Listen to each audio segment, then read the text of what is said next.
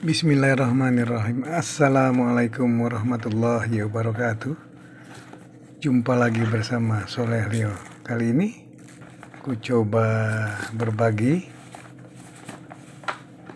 bagaimana caranya memasang STB di TV tabung. Dan ini unboxing, isinya adalah satu STB, kedua remote control, dan ketiga kabel RCA.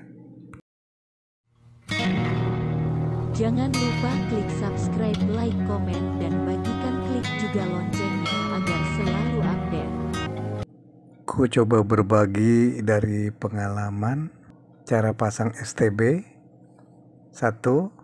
Pasang kabel antena ke STB di bagian belakang itu ya, di antena, ada dua colokan antena, antena utama atau yang lebih besar di belakang STB ya.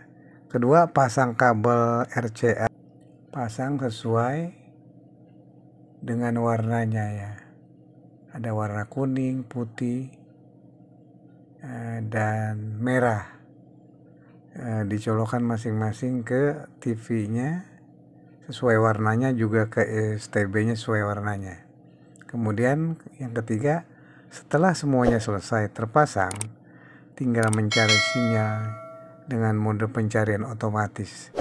Nah, nanti kita baru setelahnya sinyalnya sudah tersetting semua, tinggal kita pilih pakai remote ya, tinggal pilih ke TV apa saja, terus kita klik OK-nya dan selesai. Jadi tinggal kita pilih di mana kita mau nonton TV.